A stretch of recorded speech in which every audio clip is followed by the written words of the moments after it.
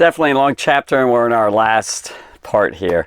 Although if I keep talking and talking, I might divide it up into two last parts. But this is a very powerful chapter. A second chapter that's long as 66 verses long. But it's all worth it. Every verse. It's a really fantastic story. And to think that the story is not made up. It's actually happened. It's a fact. It's not a fable. Very cool. You ready? The next day, I'm going to kind of read it, see if I skim across a little bit and then go deeper as we go. I don't know. We'll see. The next day, the one after preparation day, I'll go into that maybe later. The chief priests and the Pharisees went to Pilate. Let's stop and let's go over that. Now, it says the next day, but in Jewish reckoning, like how they keep track of days and all that, the next day could be like, just say part of a day. Each day, by the way, can be called as a part of a day. It's my belief at this point that Jesus really was crucified on Friday. There is a theory that he was crucified on Wednesday because in Matthew 12 it talks about 3 days and 3 nights. But that's just a quick statement that's very common, it looks like, in Jewish literature and all, that a part of a day can be a whole day. Like Friday. Well, here it is. We have 3 days here. Was it really just 3 days and all? Well, yeah, it was. We have Friday, Saturday, Sunday. That's 3 days. But it's only like about 36 hours, which is not a full 3 days. It's half a day, it sounds like. So Friday night was 6 o'clock-ish, and the rest of the evening, that's counted as one day. And then Saturday, the whole day, there's one whole day. And then you have the morning till whatever, 4, 5, 6 in the morning. So you have a half like this. So it looks like these are 3 days, even though it doesn't seem like it. That's really how they did it. Now, the Sabbath day is absolutely Saturday. And Mark actually mentions in his gospel in Mark 15 that it was the day before the Sabbath, the Saturday right there. Okay, so anyway, with all that in mind, when it says a preparation, what do you mean preparation? Preparation for the Sabbath. And so like between 3 to 6, that's the first part of the evening. And then in the evening, they prepare. Jewish people still do prepare for the Sabbath. They prepare for that next day. They get all their food and things like that. And this is also, remember, during 2 major feasts overlapping each other. Feast of Passover, Feast of Unleavened Bread. 2 major festivals through that week. So anyway, the next day, the one after preparation, I think it was on Friday night. Now, it could have been the next day, the Sabbath, but chances are, what they were concerned about, we'll get into this, is that the chief priests and the Pharisees, there's the Pharisees. They weren't mentioned a whole lot by Matthew in this whole context, but they were there. They were behind the scenes. But here, the chief priests and Pharisees went to Pilate. Why did they go to him? Because they heard, well, I'll read this in a little bit. They heard that Jesus really was going to supposedly resurrect from the dead. And they feel like, the disciples are going to go to that tomb and steal the body and bury him somewhere else or throw him in a sea or something, hide him or something, and then proclaim a false religion that our Messiah, this is the Messiah and he raised from the dead. By the way, the disciples weren't like that at all. They were terrified. They were shaking. They were like terrified and hid. They got away from all this. They didn't want, so they weren't going to try and steal anybody that's for death. As a matter of fact, if you steal the body of a tomb like that, you're going to die. You're going to die. All right, let me read on. It says the next day, the one after the preparation day, which is a Friday, and so that Friday night they went. I don't think they waited till Saturday because that could have given time for the disciples to steal the body. Chances are, in my opinion, could be wrong, I think they really wanted to make sure so it's possible it wasn't just the women that saw his burial. Maybe from a distance, one of the chief priests was making sure. They were keeping an eye on this whole thing. And then some of them went back. We don't know all the details on this. This is highlights of the story. And so the chief priests of the Pharisees went to Pilate and said, "Sir," it's just a respectful way of saying it, there. They said, "We remember that while he was still alive, the deceiver said."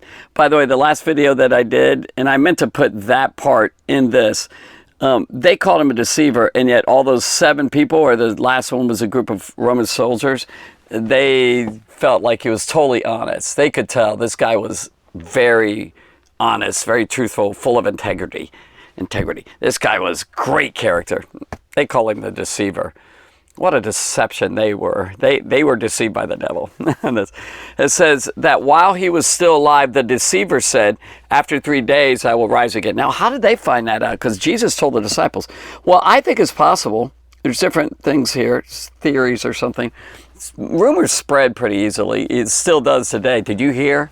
And they may have figured out in things like, as Jonah was in the whale in Matthew 12, belly of the whale, the 3 days and 3 nights. Maybe they said, what, is he really talking about stuff? Maybe they thought about John chapter 2, where he said the temple was, like their accusation at the trial, where it says, I'll raise it up again in 3 days. Maybe they connected that, maybe not. Or maybe Judas Iscariot maybe mentioned it to him in their discussions. Or maybe the disciples said it, some.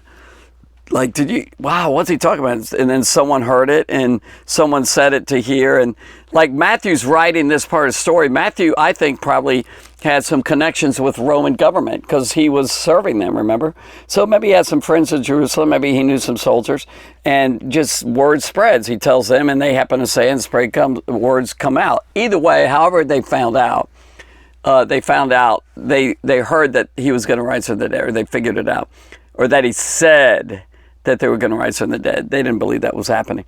After 3 days, I'll rise again. So give the order for the tomb to be made secure. In other words, guarded until the third day. So that's a job for Romans who's going to get paid to do this. And it was Roman soldiers. It has been suggested it was the policemen of the temple.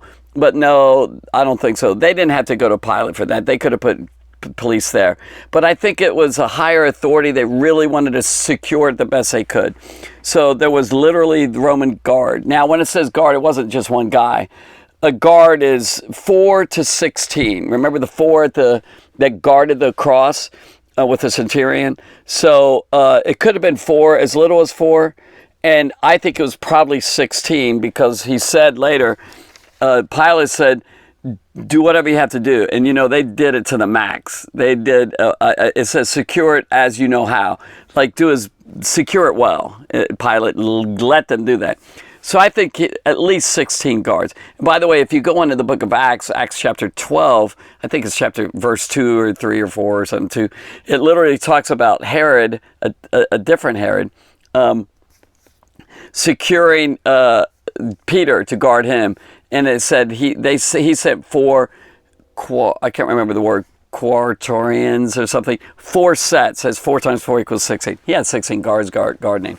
So anyway, it says here, sir, they said, we remember that while I was alive, the deceiver said, after 3 days I will rise again. So give the order for the tomb to be made secure until the third day. Otherwise, his disciples may come and steal the body and tell the people that he has been raised from the dead. Then they said the last deception, wasn't a deception, the last trickery, lies from Jesus and all, will be worse than the first. The last one is the idea of him resurrecting. The first one, when it says worse than the first is probably the idea of him being Messiah, or something like that. So what happened is they took a guard.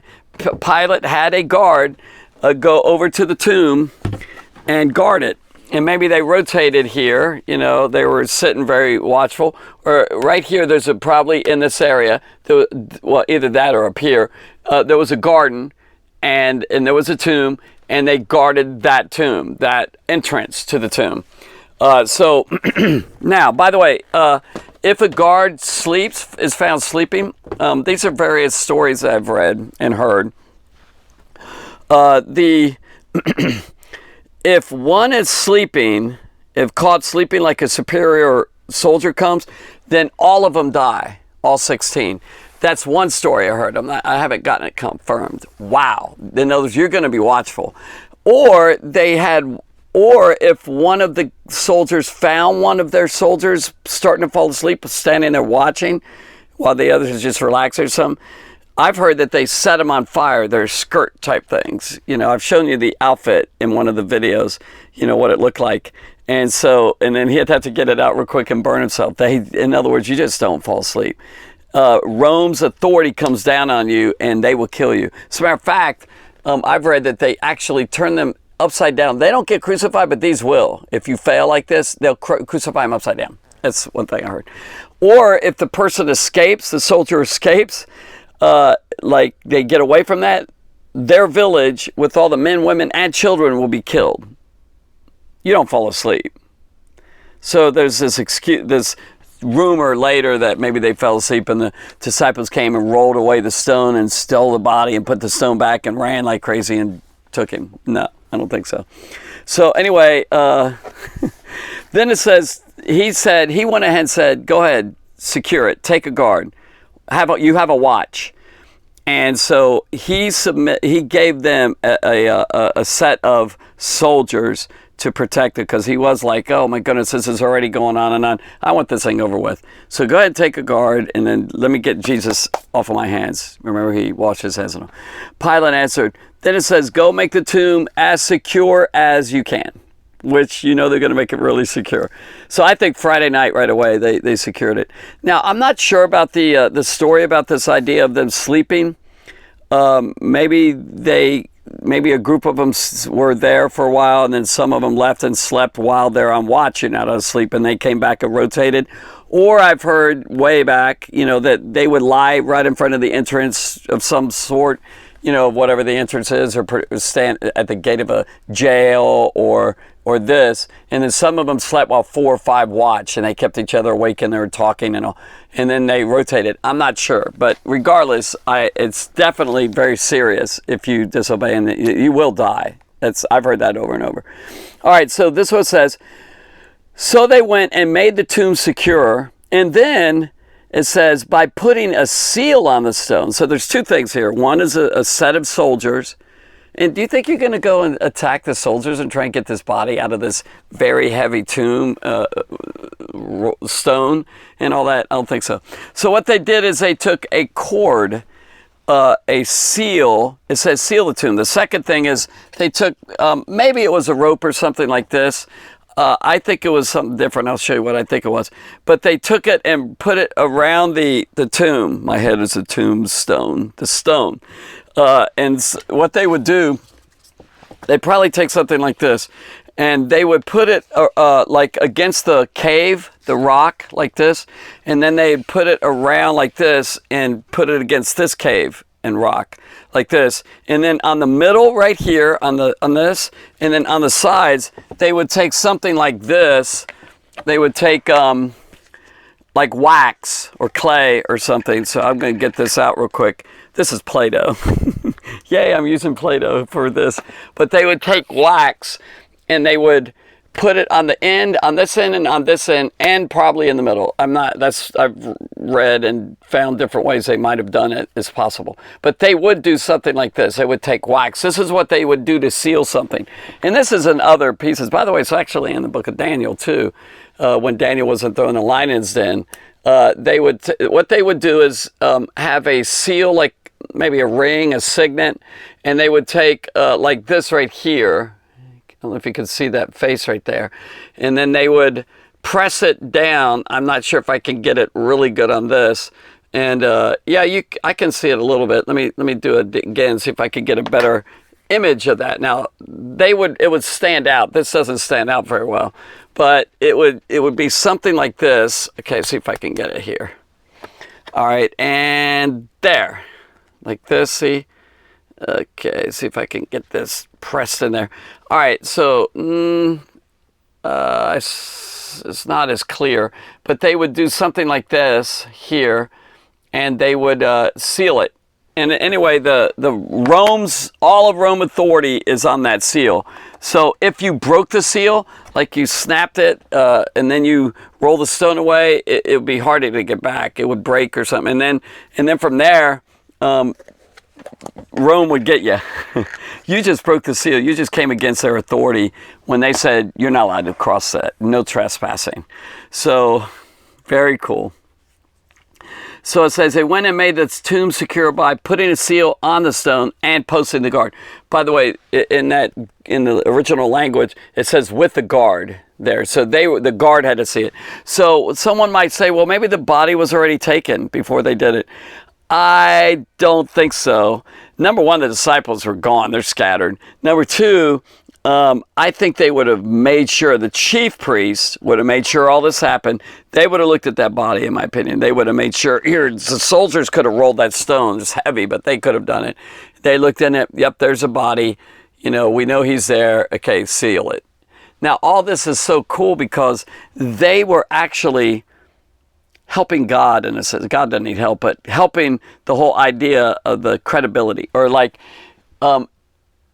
if they would have let it alone, then maybe his body would have been stolen, and then the rumor would be out like, yeah, his body was stolen, you know. But now they're securing it, they're sealing it and everything. God is making sure in his great providence and his guidance that there's no question that he really did raise from the dead. Because you've got a seal, you've got guards, you've got a tombstone, you've got them actually securing it really tight, so no way is this story, this fabrication of him being raised from the dead, it's like they kind of helped it out, like the idea, like, yeah, he really did rise from the dead. I hope you got what I'm trying to say. All right, thank you very much. God bless you. Keep listening.